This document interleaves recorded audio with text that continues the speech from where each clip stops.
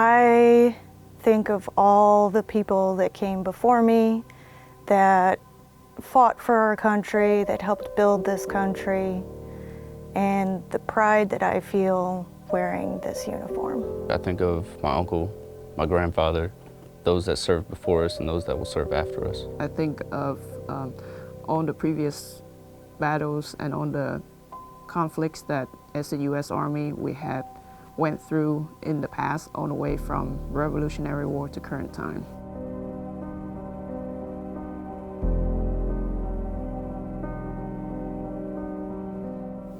The biggest issue is money. The draft brought in young men for a short period of time at lower wages. Volunteers would want higher pay. The government needed to find enough money to offer competitive wages. Without competitive pay, the Army would struggle to recruit and retain the best soldiers. The Army also needed money for advertising to help make the service an attractive career choice.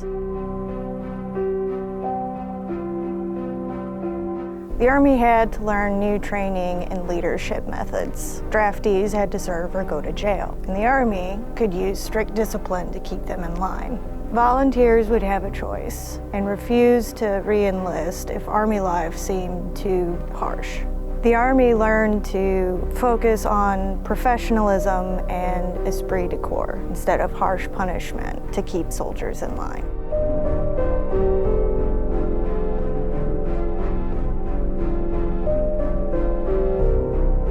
Volunteers helped build an army that was a far cry from the battered and demoralized force that came out of the Vietnam era. Training became tougher, standards increased, and soldiers at all levels rediscovered the pride that comes from a job well done. The all-volunteer Army has proven itself capable, if not more, than any force in the history.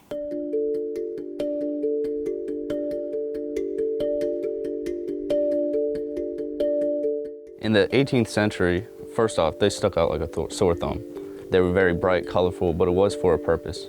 A lot of the combat were in an open field and in large formations, so they had to be able to tell each other apart.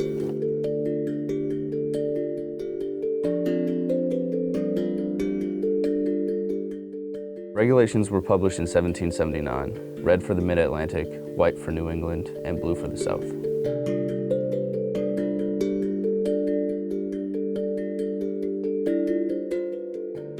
We now have air power capability.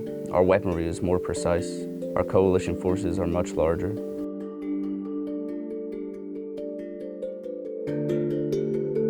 The Tet Offensive was a series of attacks coordinated and carried out by the North Vietnamese and the Viet Cong in order to seize control of the South Vietnam during the Vietnam War in 1968.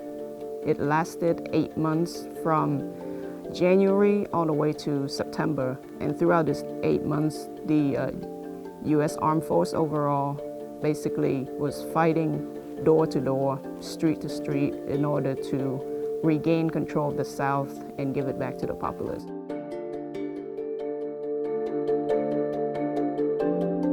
So the siege came at a time where we were least expected. That was during the Tet holiday, which was usually there's a ceasefire that was going on at the time. Since the North decided that was the perfect time to attack and break the ceasefire agreement, it's kind of caught us off guard. But in a way, it reinforced of how strong we are as an army, because we quickly came together and respond quickly to the attack and retake control of the South Vietnam.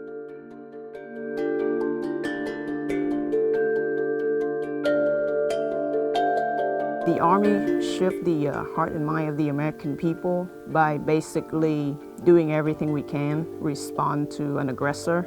Through the war media at the time, the American people can see that our soldiers are on the ground in order to regain control and protect the populace.